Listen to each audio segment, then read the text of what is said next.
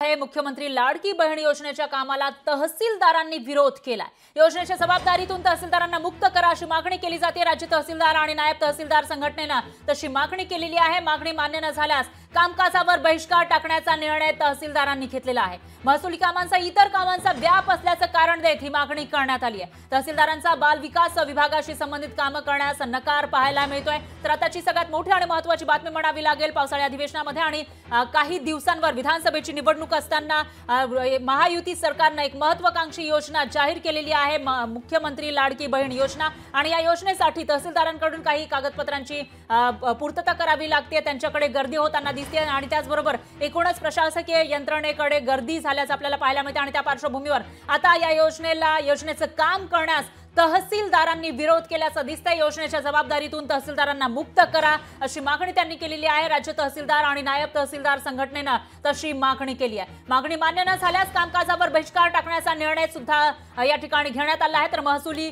कामांसह इतर कामांचा व्याप असल्याचं कारण देऊन ही मागणी केली जाते। त्यामुळे आता तहसीलदार आणि नायब तहसीलदारांची ही मागणी मान्य होणार का ते बघावं लागेल। आणि जर त्यांची ही मागणी मान्य झाली तर लाडकी बहीण योजनेचं काम कोण करणार प्रशासनामध्ये असा सवाल या ठिकाणी उपस्थित होतोय। तर तहसीलदारांचा बाल विकास विभागाशी संबंधित कामे करण्यास नकार पाहायला मिळतो। त्यामुळे आता महायुती सरकार नेमकं काय करणार त्याकडे लक्ष आहे।